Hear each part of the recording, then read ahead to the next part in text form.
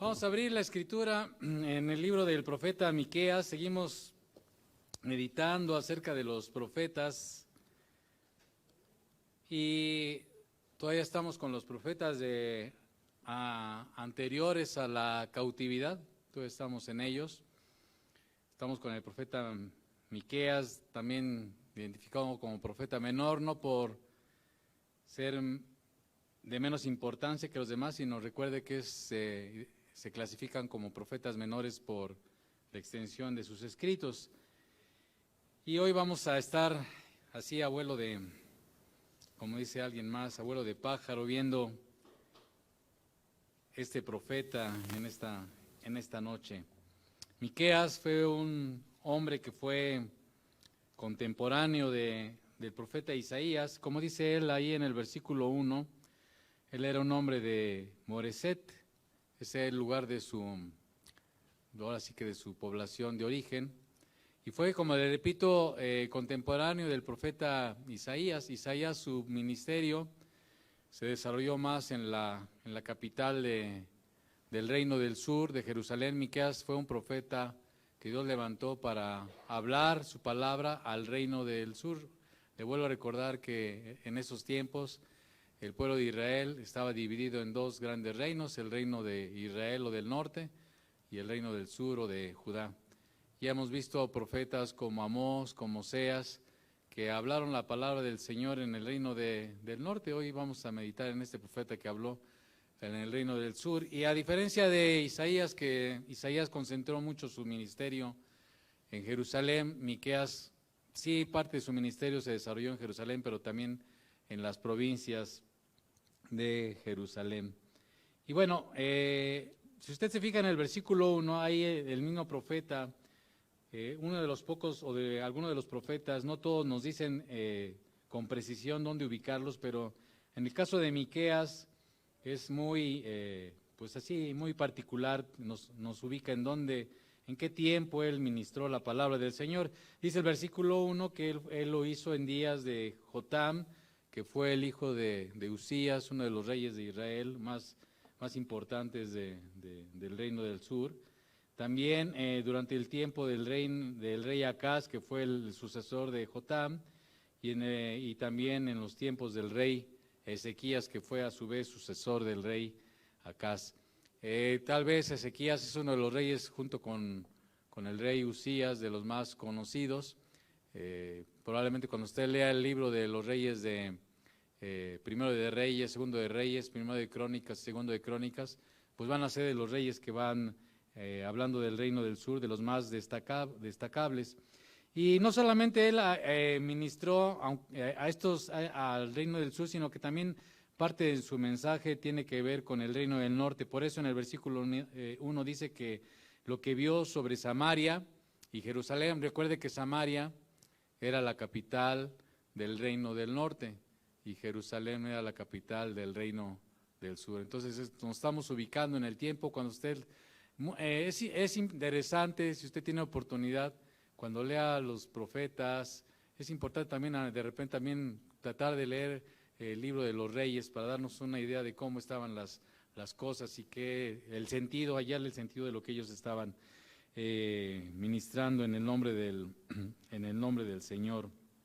Más o menos podemos ubicar el ministerio de Ezequías alrededor de los años 730 y tantos, más o menos, ¿verdad? Y podríamos decir que fue el siglo VIII.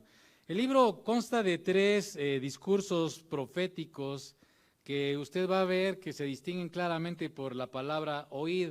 Por ejemplo, ahí en Miqueas 1:2, ahí comienza ese primer discurso, oíd. Después en Miqueas 3:1 dice otra vez, y aquí inicia el segundo discurso, oíd.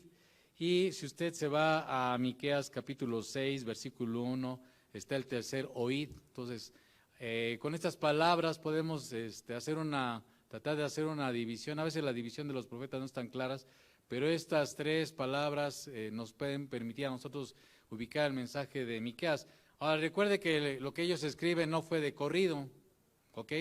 Entonces, a veces nos tenemos de que fue de corrido, ¿no? Aquí hubo un periodo de tiempo y Miqueas pues se está, digamos, concentrando, condensando el mensaje que él estuvo proclamando durante el tiempo que el Señor le permitió ministrar al reino del sur, ¿de acuerdo? Entonces, para que nos vayamos entendiendo y cuando leamos, pues no pensemos que todo fue así de un jalón, ¿verdad? Entonces, este primer discurso que está ahí en Miqueas 1:2, abarca, digamos, el capítulo 1 y 2, y en estos dos capítulos, con este primer discurso, Miqueas está declarando el juicio de Dios sobre tanto el reino del norte como tanto en el reino del sur.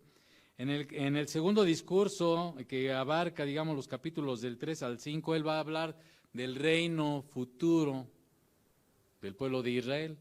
Y en el último discurso, que, digamos, abarcaría de los capítulos 6 al 7, Miqueas va a hablar de una invitación al arrepentimiento que Dios hace al pueblo de Israel, ¿ok? Entonces, es interesante notar que en estos primeros dos versículos, sobre todo en el versículo 2, usted puede darse cuenta cómo arranca este primer discurso. Dice, oíd, ¿qué dice a continuación? Pueblos todos. Aquí es importante mirar, amado, tanto en el pasado como en el presente como en el futuro, que Dios es soberano sobre todas las naciones. No se nos debe de olvidar eso jamás, no se le olvide eso jamás. Los años que nos permite el Señor estar en esta tierra y mirar lo que tengamos que mirar, tanto en nuestro contexto nacional como en el contexto internacional, no se nos olvide que Dios es soberano y Él quita y pone reyes, ¿ok?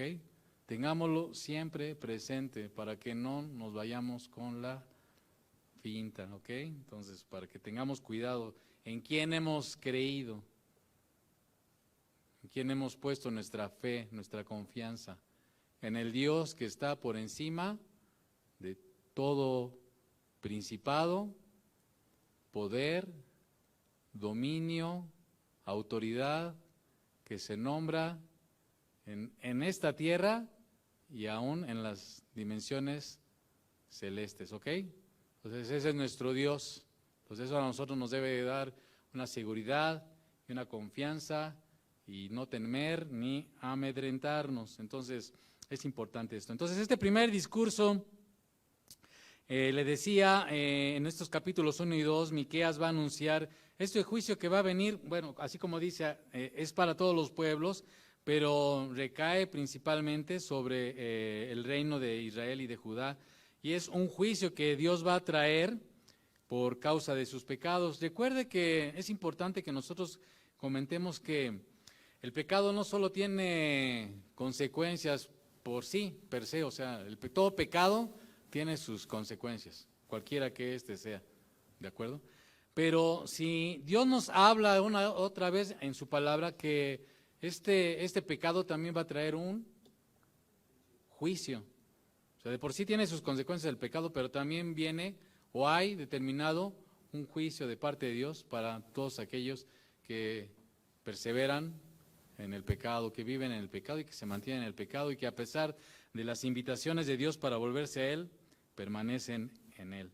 En estos capítulos 1 y 2, yo voy a tocar algunos versículos y ahí pues le voy a decir en dónde para que me siga, pero básicamente en estos capítulos 1 y 2, Miqueas va a hablar acerca de pecados que eran, usted lo ha oído una y otra vez a través de sus estudios, por ejemplo, la idolatría. Miqueas va a volver a poner el dedo sobre la llaga hablando de la idolatría, y recuerde que idolatría es quitarle el lugar de la preeminencia a Dios en la adoración, en el reconocimiento de que Él es el Dios soberano y el Dios todopoderoso. Cualquier cosa que destrone a Dios, eso es idolatría. No solamente estamos hablando de como dice la palabra, de cosas que tienen ojos y no ven, oídos y no oyen, manos pies y no caminan, boca y no hablan, ¿sí? Entonces no solamente estamos hablando de ese tipo de idolatría, entonces es importante tener cuidado, ¿verdad?, con caer en este pecado. En Miqueas también va a hablar acerca de la injusticia que cometen los ricos que explotan a los pobres. Todo lo que vemos en este mundo, hoy, o sea, Dios no crea que lo pasa, ni siquiera está pasando por alto. O sea, Dios lo tiene bien presente. lo tiene en su noticia, lo tiene en cuenta. Entonces, esto solamente es una muestra de que Dios, pues como dice Pedro, si un juicio comienza, pues va a comenzar por los de casa, ¿no? Si Dios va a sacudir si Dios está esperando una iglesia sin mancha y sin arruga, pues Dios va a empezar por remover a su iglesia toda mancha y toda arruga. Entonces, eso es importante que lo tengamos presente. Pero Miqueas, le repito, en estos dos primeros capítulos va a hablar acerca de cómo, del juicio que viene a estos ricos que explotan a los pobres. No va a quedar impune esta situación. También no va a quedar impune que otro pecado que Miqueas menciona ahí, que es rechazar la palabra del Señor. Si usted se fija, por ejemplo, en los versículos del 6 al 11, dice: haré pues de Samaria montones de ruinas y tierra para plantar viñas, versículo 1:6, perdón, y derramaré sus piedras por el valle y descubriré sus cimientos, y todas sus estatuas serán despedazadas y todos sus dones serán quemados en fuego, y asolaré todos sus ídolos, porque de dones de ramera los juntó y a dones de rameras volverán. Por esto lamentaré y aullaré y andaré despojado y desnudo, haré aullido como de chacales y lamento como de avestruces. Y así sigue Miqueas, ¿verdad? Pásate, oh morador de Zafir, desnudo y con vergüenza, el morador de Saná no sale, el llanto de Betel os quitará su apoyo. Está hablando de diferentes pueblos que formaban parte de lo que conocíamos como el reino del sur. Miqueas también va a hablar acerca de los falsos profetas que trataban incluso de silenciarlo, ¿verdad? Dice Miqueas que estos profetas tenían la característica de hablarles palabras dulces al mejor postor.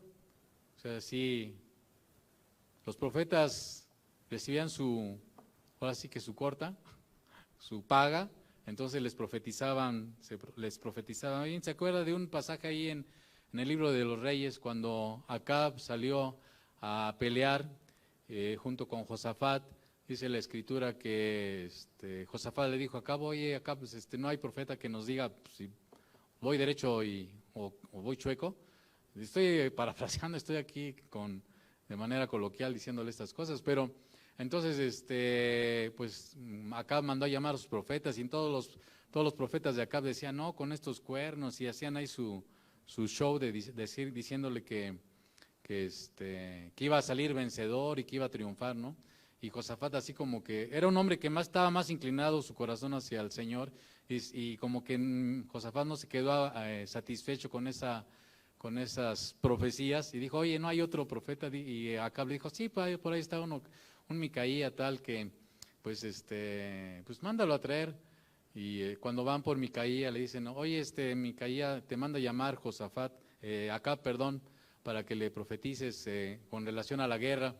Y pero pues nada más, pues acuérdate que hay que profetizarle bien al rey. Entonces ya va Micaía y le dice: no, Josafat, tú vas a vencer. Pero se lo dice de una manera que Acab se da cuenta que no era así como él le estaba diciendo, ¿no? Entonces Acab le dice: ¿cuántas veces te voy a decir que me digas la verdad, ¿no? Bueno, pues Micaía entonces Dios lo usa para hablarle una palabra de juicio a Acab, y le dijo a Josafat: ya ves que este hombre nunca me profetiza bien.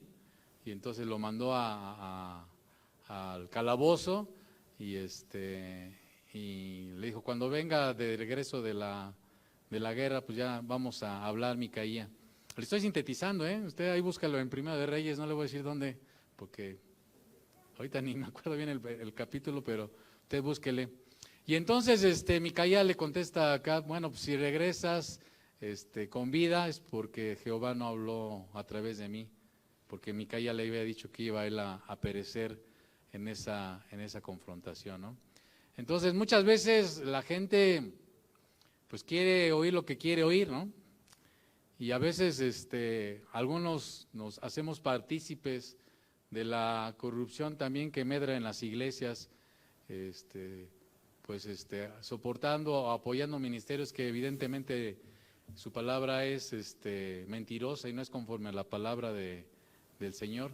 Nos dejamos endulzar el oído y queremos que nos hablen palabras que nos arrullen, así que nos hagan así a la orejita, que nos hagan así piojita, que nos digan que todo marcha bien, que vas a ser eres más que vencedor y que no te va a pasar nada y que tú estás en las nubes pero no nos hablan a veces de cosas que son reales, ¿no?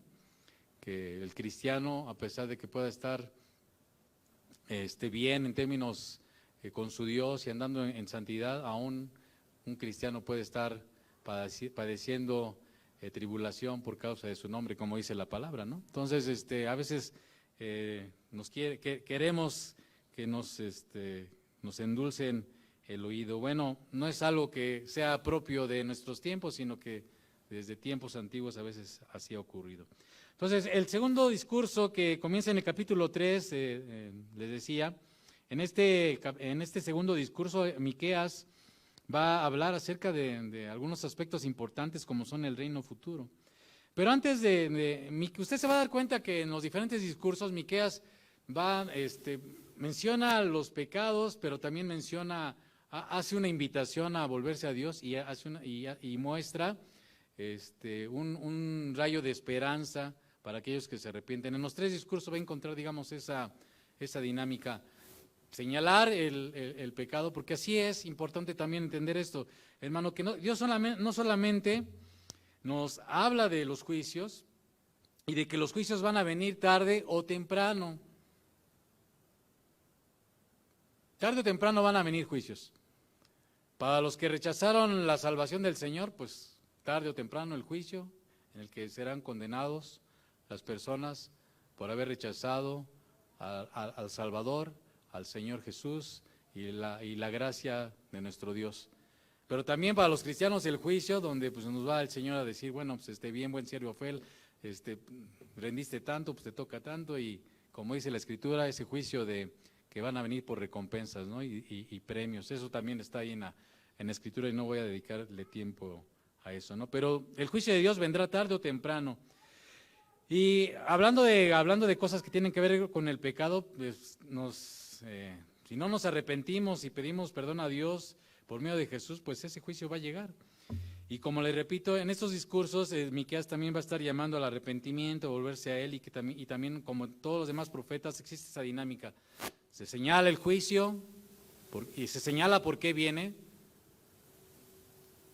Se hace una invitación a arrepentirse y también se da una palabra de esperanza para aquel que se arrepiente. O sea, todos tenemos si tú ya te arrepentiste y a lo mejor estás en una situación difícil, ten la confianza de que el Señor te va a ayudar a superar, si es una consecuencia que tengamos que pagar en esta tierra por toda la vida, pero ten la confianza de que el Señor te va a estar fortaleciendo, te va a estar ayudando, te va a estar dando gracia, te va a estar ahí alentando para seguir adelante, y aunque pues, a lo mejor tengamos que pagar una consecuencia por todo el peregrinaje que nos toca estar en esta tierra, pues así será.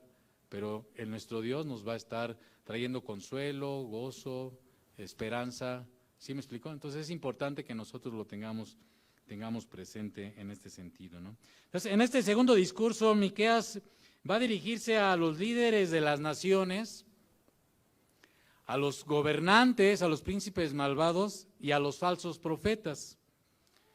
Entonces, hoy día Dios también tiene en su mira no solamente a los gobernantes, sino también gente que es líder. Estamos hablando de los que no necesariamente son gobernantes de un país, pero que influyen y que con su poder determinan situaciones que afectan a las naciones. Espero que el que entienda lo que estoy diciendo. Aquí no me voy a poner a darles mayores detalles. El que entienda. Entonces, hay gente que sin ser gobernante, sin ser presidente, rey o estando en una esfera de gobierno, tiene capacidad de decisión, y a esos líderes también Dios los va a juzgar.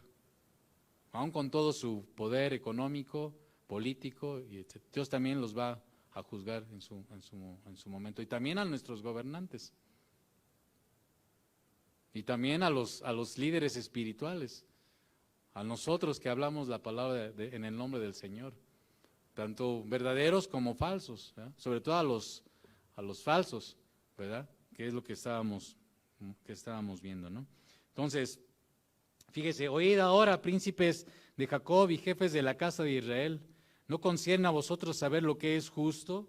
Y fíjese, estos hombres, vosotros que aborrecéis lo bueno y amáis lo malo, que les quitáis su piel y su carne sobre los huesos. Hay gobernantes, no solamente en el pasado, sino también en el presente, que esquilman y que ya, pues ya no más falta que desoyen a sus gobernados. Hay naciones que están muriendo de hambre. ¿Por qué? Por causa de la corrupción, de la injusticia, de la malversación, de los gobiernos.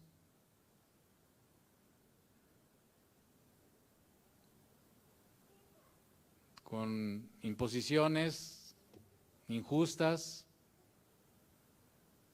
y ya la gente ya está sin más que dar y todavía le siguen oprimiendo. Entonces, en el pasado y en el presente sigue ocurriendo. Entonces clamaréis a Jehová, versículo 4, y no responderá.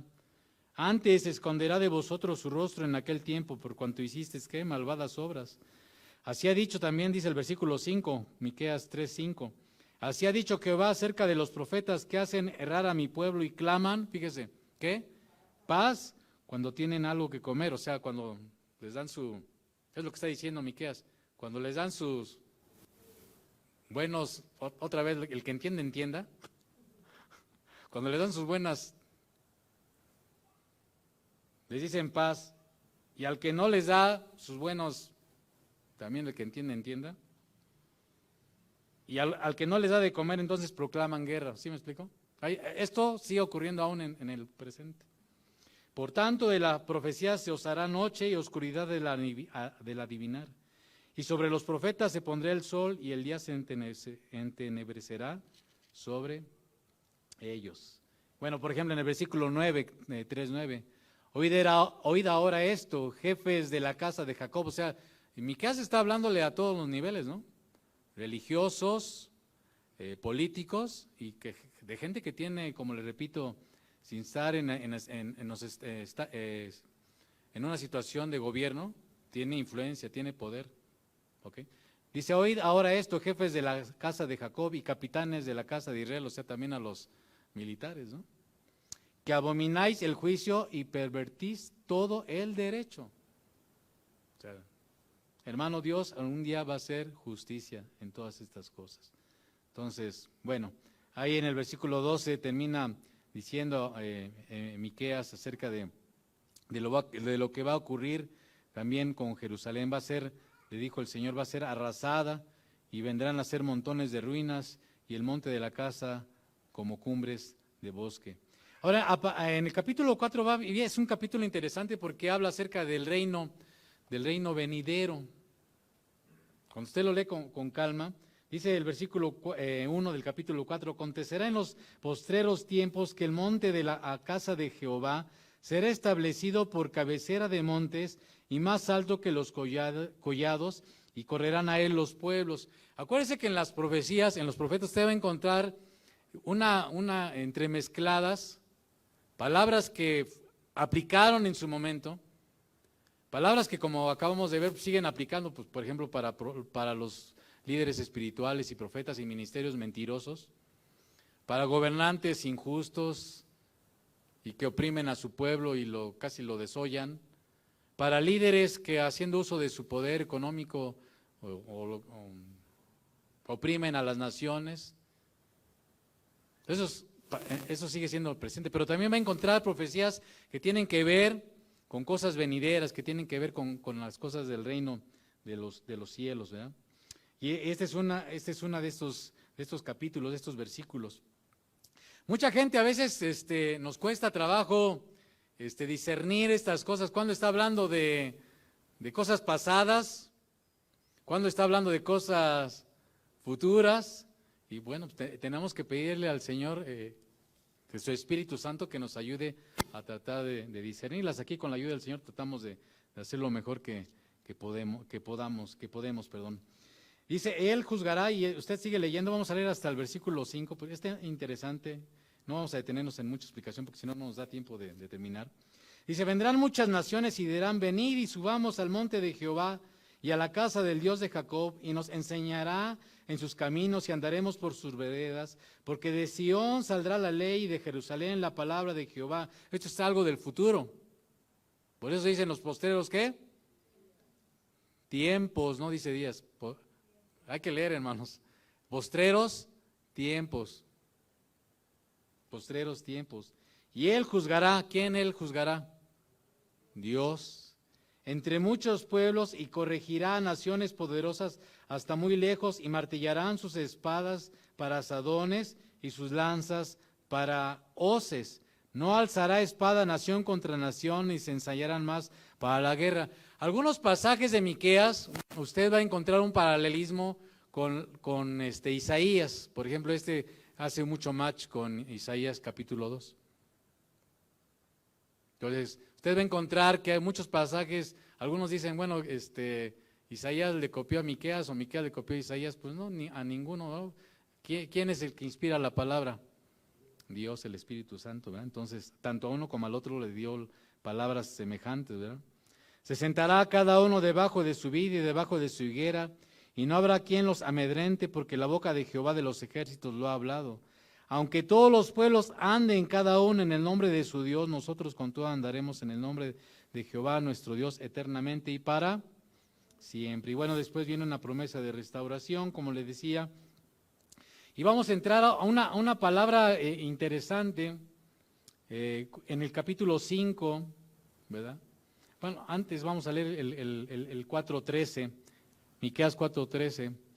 Dice, levántate y trilla, hija de Sión, porque haré tu cuerno como de hierro y tus uñas de bronce, y desmenuzarás a muchos pueblos, y consagrarás a Jehová su botín y sus riquezas al Señor de toda la tierra. Toda esta palabra, ¿cuánto es? Para los tiempos postreros. Es importante que cuando nosotros, y yo no me voy a cansar de decirle, amado, cuando leamos la Escritura, no saquemos los versículos fuera de su contexto. Tenemos que tener mucho cuidado porque luego sacamos muchos versículos de su contexto. Y tenemos que aprender y a ser guiados por el Espíritu Santo, que el Señor nos ayude a ubicarlos en su contexto. Acuérdese que la Escritura no nació separada, o sea, Miqueas no dijo, a ver, capítulo 1, versículo 1. Ahora versículo 2. Bueno, ya terminó. Vamos a abrir el capítulo 2, 1. Y la Escritura no se escribió así, con separación de capítulos y versículos.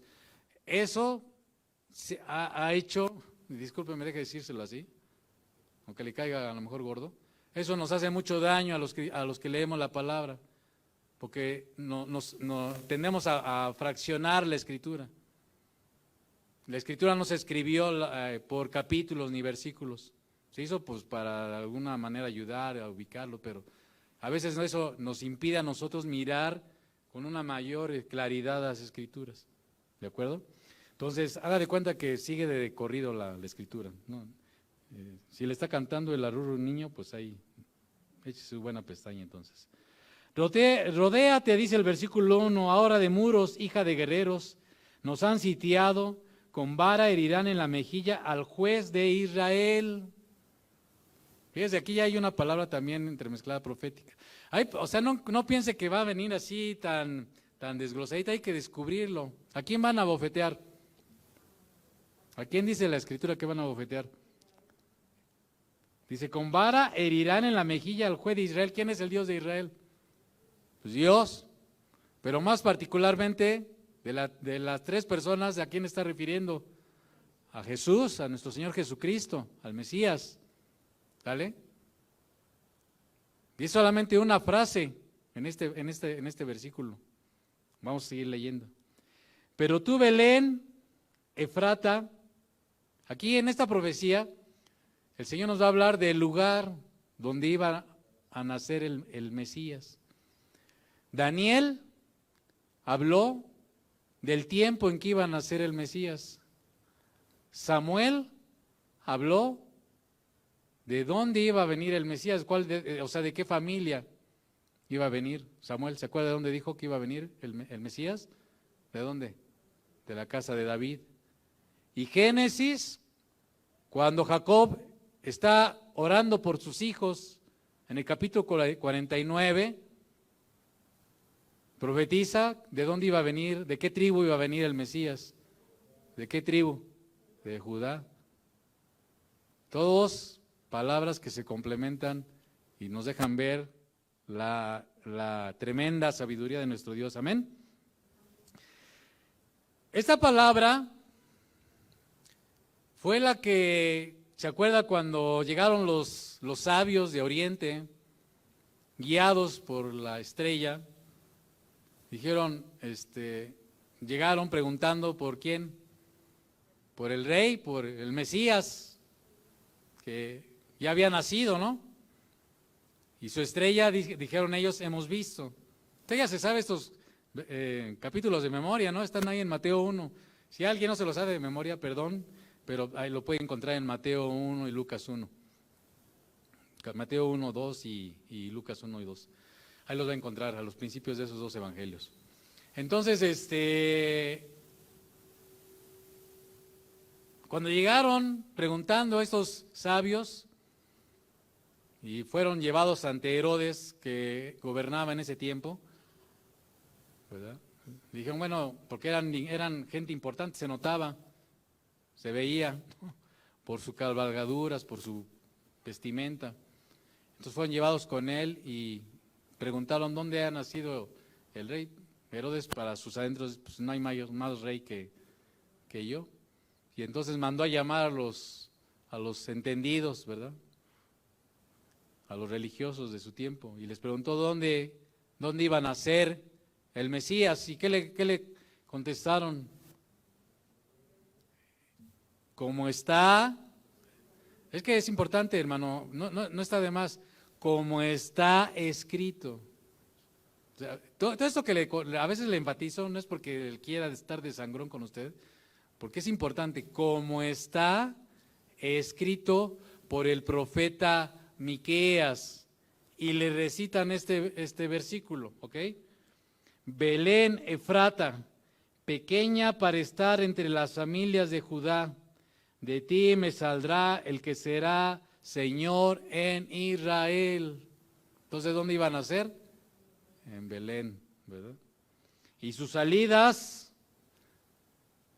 y aquí importante, va a hablar un aspecto relevante del Mesías, del Cristo, del Señor Jesús, que Él es desde léalo conmigo ahí. Si trajo Biblia, pues ahí, échale ojo. A veces nos malacostumbramos acá a la pantallita. Y sus salidas son desde el principio, desde los días de la eternidad. Entonces, por eso estamos estudiando estos versículos y estas cosas, porque luego decimos, no, es que nada más está en el Nuevo Testamento, ¿no? Pues no, hermano, por eso le hablé de Génesis, le hablé de Samuel, le hablé de Daniel, estamos hablando de Miqueas. ¿Y de dónde se está hablando de que el rey, el Mesías, su naturaleza, qué naturaleza iba a ser? Aparte de que iba a nacer, que está hablando de qué es su naturaleza humana, está hablando de su encarnación, pero dice al mismo tiempo que era, ¿desde qué? Desde la eternidad, está hablando de su divinidad. ¿Sí lo captamos? Entonces es importante que usted tome nota ahí para que cuando esté compartiendo la palabra, no solamente usted pueda podamos, como dice el otro, ¿verdad? Como dijo Pedro, podamos dar razón de la esperanza que hay en nosotros, ¿no? O sea, para nosotros el Antiguo y el Nuevo Testamento tienen la misma autoridad, importancia. Sí, claro, el Nuevo nos da un poco más de luz en algunas otras cosas, pero para nosotros aquí está la confirmación de eso, ¿no? ¿De acuerdo? Y entonces, pues es una palabra muy, muy importante. Ahora, la gente, como le dijo el Señor Jesús a la gente que le escuchaba, cuando estuvo ahí antes de morir en la última semana, cuando entró a Jerusalén, le dijo, Jerusalén, no sabes qué, discernir, no conociste los tiempos, no conociste el tiempo de tu visitación. Esos hombres que le dijeron a Herodes dónde iban a ser, fueron incapaces de reconocer a Jesús como el Mesías, para finalmente crucificarle. La razón, por llamarse a sí mismo Hijo de Dios. Entonces, esto que estamos viendo, ¿ok? Entonces, vea cómo todo se entrelaza y es maravillosa la palabra del Señor, ¿ok? Bueno, entonces, seguimos, déjenme tomar un poquito de agua. Vamos a ir al capítulo 6, al tercer discurso, que como decíamos también es una invitación al arrepentimiento. En términos generales dice el Señor: oíd ahora lo que dice Jehová, levántate, contiende contra los montes y oigan los collados tu voz. Oíd montes y fuertes cimientos de la tierra. Dice, el pleito de Jehová, porque Jehová tiene pleito. Son las cosas que luego no nos gusta escuchar. Como le decían los hermanos, Romanos 1 habla de la ira de Dios. Nos gusta escuchar que Dios es amor, pero también Dios es un Dios justo y santo y va a darle a cada quien su pago. Y el pago también para el pecado es su ira. Como ya lo habíamos dicho también en otras ocasiones, también cuando sus hijos nos salimos del huacal y andamos por malos pasos, Dios está como, no solamente como vimos en el otro profeta de Oseas, triste y lo lastimamos, sino que también se disgusta con sus hijos cuando estamos de obstinados, de rebeldes, no queremos volvernos a Él, ¿verdad? Porque Jehová tiene pleito con su pueblo y altercará con Israel. Dice pueblo, fíjese el clamor de Dios para su pueblo, para ti, para mí, cuando, fíjese, pueblo mío, ¿qué te he hecho o en qué te he molestado? A veces somos rebeldes, duros, como dice la palabra.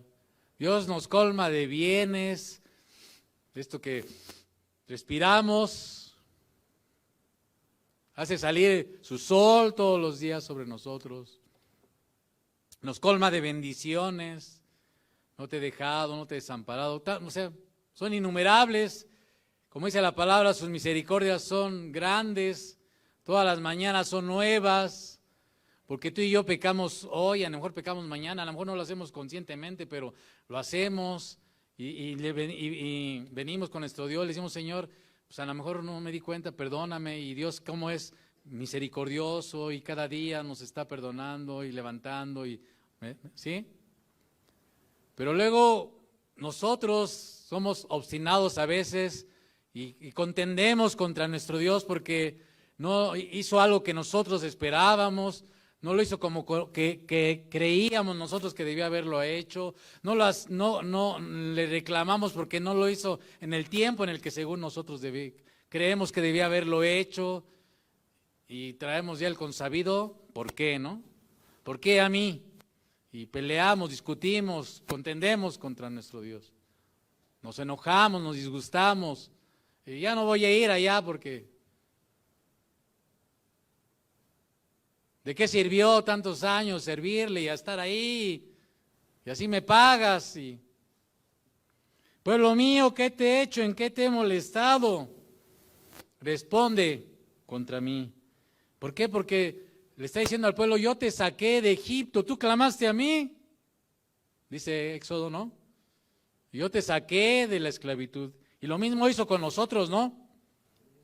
Dice Pedro que él, capítulo 1, de primera de Pedro, que Él nos redimió. Redimir es comprar al que es esclavo.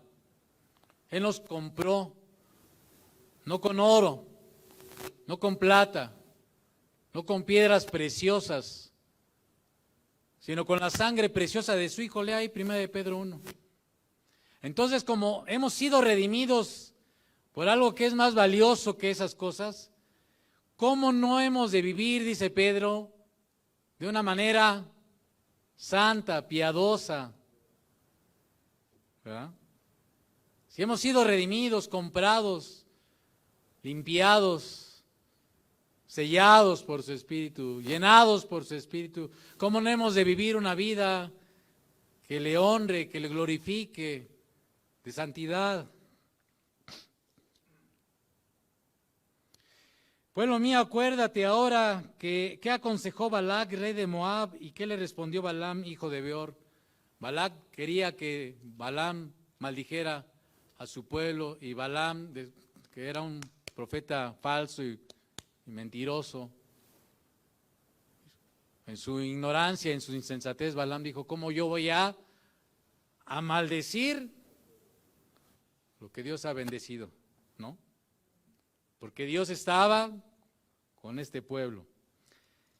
Vamos a seguir leyendo. Acuérdense que este es continuado, ¿eh? ¿Con qué me presentaré ante Jehová? O sea, ante estos hechos, hermano, para ellos y para nosotros, ante estas cosas maravillosas que Dios ha hecho con nosotros, habiéndonos sacado de las tinieblas y trasladado a su luz admirable, habiéndonos sacado de la esclavitud del pecado, librándonos de la condenación, con su amor y su misericordia. Dice: entonces, ¿con qué me presentaré ante Jehová y adoraré al Dios Altísimo? Me presentaré ante él con holocaustos, con becerros de un año. ¿Se agradará a Jehová de millares de carneros o de 10,000 arroyos de aceite? Daré mi primogénito, por mi rebelión, y el fruto de mis entrañas por el pecado de mi alma. No, o sea, no hay nada que nosotros podamos ofrecerle a Dios para que Él nos redima, para que Él nos limpie. Aún nosotros en este tiempo, ¿qué tenemos para que el Señor nos perdone?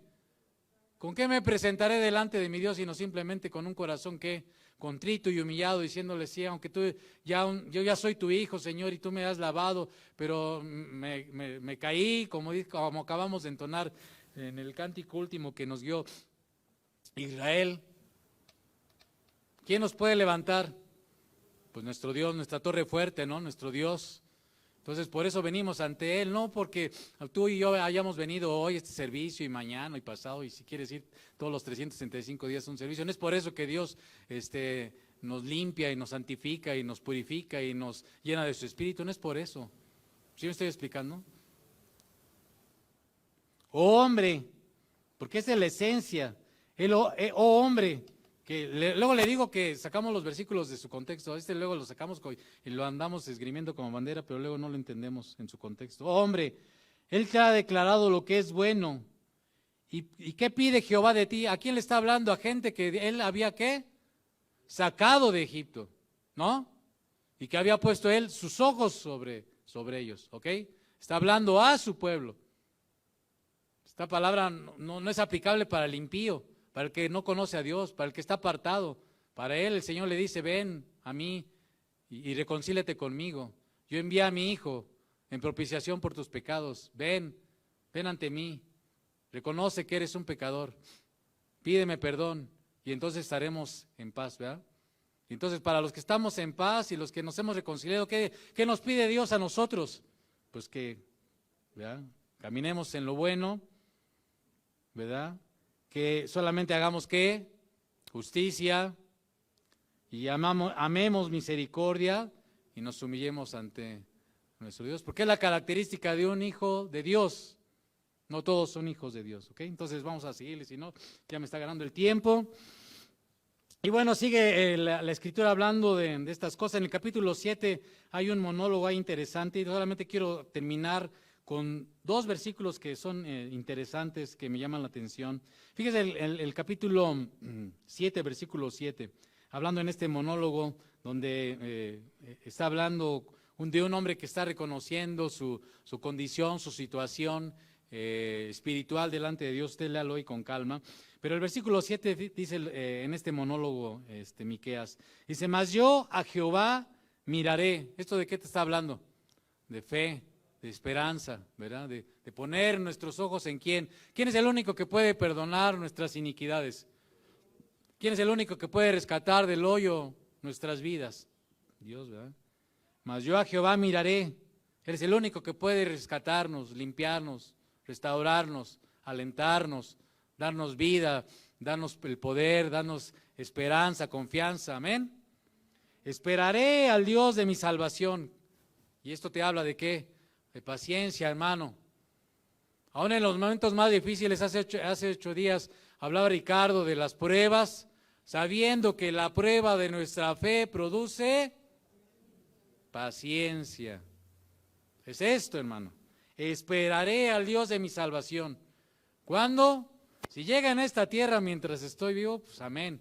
Pero si no, yo sé que mi Redentor vive y aunque llegara a estar 3 metros o los metros que sean bajo tierra, yo sé que mi Redentor vive y Él va a vestir esto corruptible con algo incorruptible. Amén. Eso es nuestra esperanza. Dice, el Dios mío me oirá. Esperanza. Saber que Dios nos escucha. Que Dios está atento al clamor de su pueblo. No a sus necedades, no a sus caprichos, no a sus tonterías. Está atento a las necesidades genuinas, verdaderas, a las cosas que necesita su hijo y su pueblo, donde Dios tiene su soberanía y en su omnisciencia saber cómo te va a responder. ¿Sale? Bueno, vamos a brincarnos al 18 para ya acabar y terminar con esto. Que Dios dice en este monólogo en el que Miqueas está hablando del reconocimiento de su situación, sabe que solamente hay alguien en que podemos poner nuestra esperanza, ¿verdad? Y remata con esta pregunta: ¿qué Dios como tú? ¿Qué Dios como nuestro Dios, amado? Ninguno. Los demás no son dioses, ¿verdad? Pero fíjense en qué basa y lo que va desglosando Miqueas, y con esto vamos a acabar. ¿Qué Dios como tú que perdona la maldad? ¿A cuál maldad? Pues de aquel que se arrepiente, que se vuelve a Dios, que se humilla, que se lo declara, que se lo dice, que lo hace sinceramente. Amén. No cualquiera, o sea, ya vimos que Dios sí va a tener juicio sobre aquellos que no reconocieron su maldad, pero aquellos que se volvieron a Él y que le pidieron perdón, Él va a traer ese perdón. Y olvida el pecado del remanente de su heredad. Dios siempre se ha guardado un remanente de gente fiel, que quiere, aunque le vaya, y escucha esto, amado, y que el Señor nos fortalezca, aunque nos vaya, ya lo he dicho a muchos hermanos en estos tiempos, pero conforme vayan avanzando las cosas, aunque nos vaya en ello, que nos saquen del Face, que nos saquen del YouTube, que nos cierren las iglesias, y aunque nos vaya en ello aún nuestra propia vida, porque las cosas se van a poner cada vez más tremendas, aunque en ello nos vaya, pues a lo mejor reunirnos a la clandestina. Hoy que podemos reunirnos abiertamente, no nos reunimos. Yo no sé qué va a pasar cuando tengamos que reunir en forma clandestina, hermano.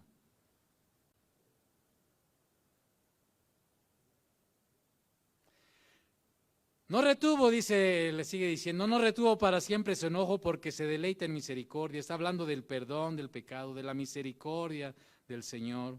Él volverá a tener misericordia de nosotros, sepultará nuestras iniquidades y echará en lo profundo del mar todos nuestros pecados. Esta no es una licencia, hermano, para vivir una vida licenciosa, libertina, complaciente, floja, perezosa, descuidada. Esta no es una invitación para eso. Está hablando de alguien que tiene un corazón contrito y humillado y que cuando se da cuenta que cayó, sabe que tiene a su Dios que lo va a levantar. Cumplirás la verdad de Jacob y Abraham la misericordia. Está hablando de la fidelidad de Dios en cumplir sus promesas. Amén. Dios lo va a cumplir. Cumplirás la verdad a Jacob y a Abraham la misericordia que juraste a nuestros padres desde tiempos antiguos. Dios es un Dios fiel y verdadero. Amén. Entonces yo espero que todas estas meditaciones de los profetas nos alienten, hermano. No estamos aquí nada más queriéndonos llenar de conocimiento, sino son palabras que nos animan, que nos confrontan, que nos alientan a seguir adelante. Amado, hay una invitación a bautizos. Si alguien no se ha bautizado, por favor, pues si no ha venido, venga para que se anote, y si no ha venido, pues háblele al ministerio que al menos, no, ya mejor me callo. Entonces hay una invitación para los bautismos, ¿verdad? Lo animamos a ello. Y el próximo domingo vamos a tener la celebración de la Cena del Señor. Vamos a recordar también este acto que, pues por eso estamos aquí, amén. Si no, nuestra fe, aleluya, nuestra fe sería vana, ¿verdad? Pero por eso estamos aquí, porque nuestro Señor vive, porque el Señor lo levantó de entre los muertos. Señor, te damos gracias por tu palabra eterna, que es viva y eficaz, más poderosa que una espada de dos filos. Esta palabra tuya, Señor, que nos alienta, nos consuela, nos confronta, nos advierte, nos trae fe, esperanza, confianza en ti, Señor, que eres nuestro Dios. Gracias, Señor. Ahora nos vamos con un corazón alentado, confortado, Señor, con esperanza, con deseo de seguir, Señor, adelante peleando la buena batalla de la fe, Señor. Aquellos que todavía, Señor, no han creído genuinamente en ti, Señor, te rogamos que hoy tomen la decisión de buscarte, de invocar tu nombre, de pedirte perdón, como acabamos leyendo Miqueas. Tú eres un Dios bueno, misericordioso, que estás dispuesto a perdonar a aquel que se vuelve de su mal camino, que se arrepiente, que con un corazón sincero te busca. No hay nadie que se vaya a escapar de ese juicio, Señor. Gracias por tu grande amor y misericordia al haber enviado a tu Hijo Jesús para redimirnos de la maldad y del pecado y darnos el poder para vivir una vida santa, Señor. Así es que, pues hoy nos retiramos de este lugar, pero como decía un hermano amado, no de tu presencia. Así es que guárdanos donde quiera que vayamos, cuida a tus hijos, Señor, y estamos esperando la venida tuya, Señor. Ven pronto, Señor Jesús. Dios le bendiga, hermano. Yo gusto estar con ustedes y compartir la palabra.